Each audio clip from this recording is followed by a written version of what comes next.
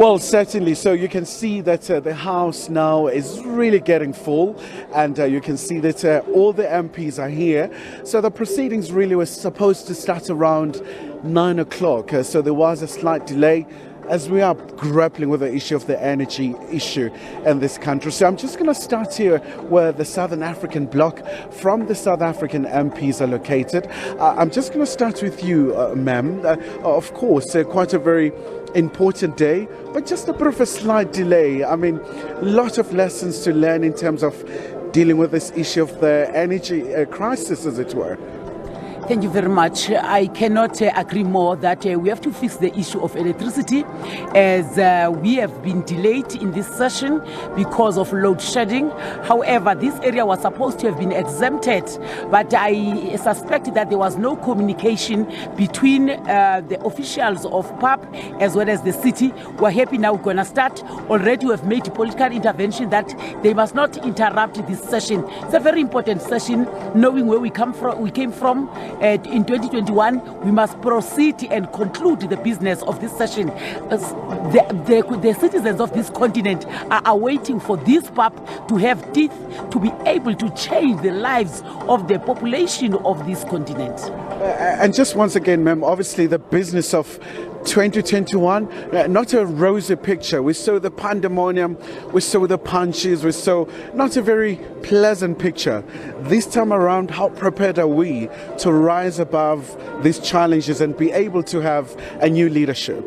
Since the adjournment of the session, we as the Southern Africa region, we have reached out to all other regions to say when we approach the next session, we must be matured enough. We must adhere to the principles of AU. We are one of the organs of the AU, and therefore we must ascribe to this AU. Hence the issue of rotation, which was the bone of contention in our last session. Today, we have that in black and white, that it must be implemented, and there are only two regions that have not yet been accorded an opportunity to lead as president, is the southern region and northern region. All other people must not come and contest here. If they do that, it might take us back to where we come from, and we don't want to see that picture. And we have apologized to all citizens of the continent that it was a bad and ugly picture, and we don't want to go through that. All right, so thank you so much indeed. Of course, she's also the governing party's chief whip. So let's hear from other parties as well that are represented as the institution is trying to have its own business of the day. Let's hear now from the EFF leader, of course, representing the country. Mr. Malema, obviously, we go back to 2021 where we saw those scenes. This time around, are we fully geared to have this house back in control? Absolutely. We cannot afford the reputation of what happened last time. We are ready to proceed with the business of PAP. The people of Africa need a united body which is going to give guidance to the whole continent on how we resolve challenges that are confronting our continent. So the scenes of the last meeting, really, they were too ugly, and we don't want to see the reputation of that today. And just once again, Mr. Malema, others say there are two candidates from the bloc. Are we divided?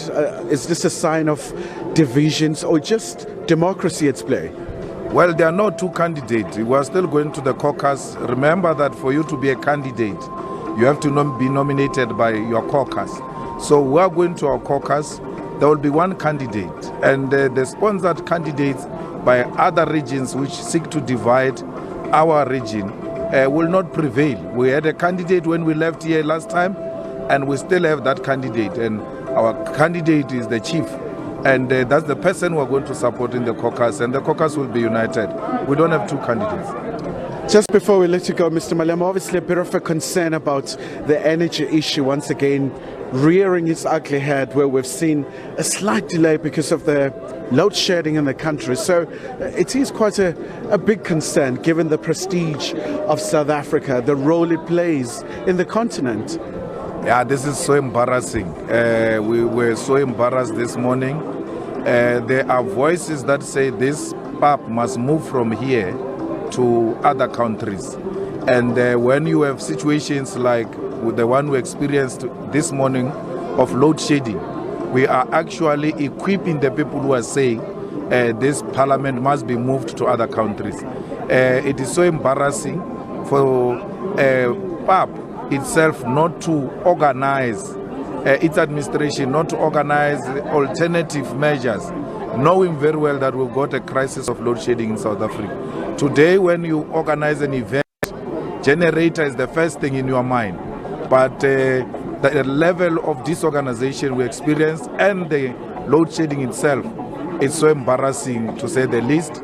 And I hope that the South African delegation will send a message to the government that we were left with eggs on our faces when the electricity left, when we're supposed to start this parliament. All right, so thank you so much indeed for your time. Obviously not a very rosy picture being painted here, as there has been a delay in terms of the proceedings, but of course we're still waiting keenly for that particular moment for the resumption of the business of the day, but also expecting the AU Commission Chair, Mr. Faki Mohammed, as well, to officially open the House.